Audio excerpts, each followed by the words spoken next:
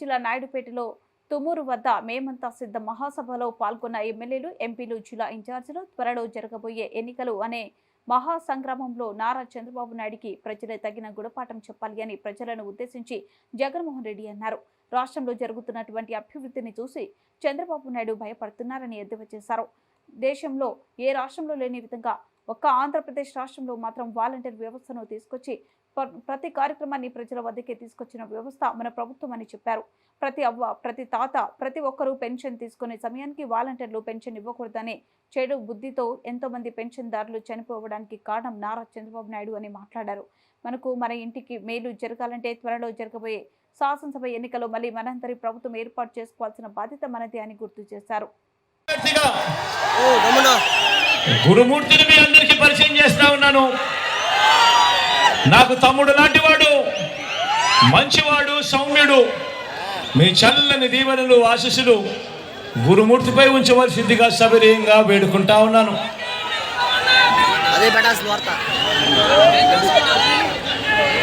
అదేవిధంగా సూలూరుపేట నుంచి సంజీవయ్యను పరిచయం చేస్తా ఉన్నాను.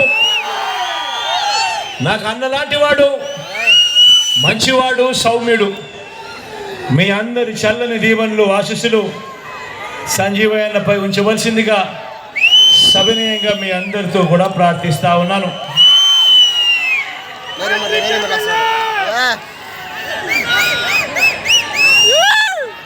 తిరుపతి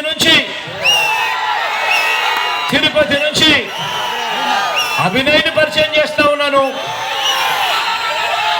యువకుడు, ఉత్సాహవంతుడు, మంచి చేయడానికి అడుగులు ముందుకు వేసేందుకు తాను సిద్ధమని చెప్పి ముందుకు వస్తా ఉన్నాడు.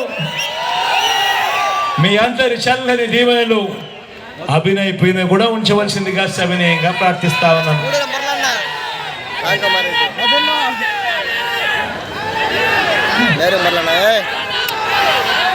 గూడూరు నుంచి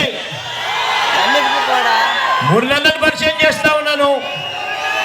మీ అందరికీ ఇదివరకే పరిచయం ఉన్న వ్యక్తి, మంచివాడు, సౌమ్యుడు. మురళన్నను కూడా ఆశీర్వదించవలసిందిగా సవినయంగా కోరుతా ఉన్నాను.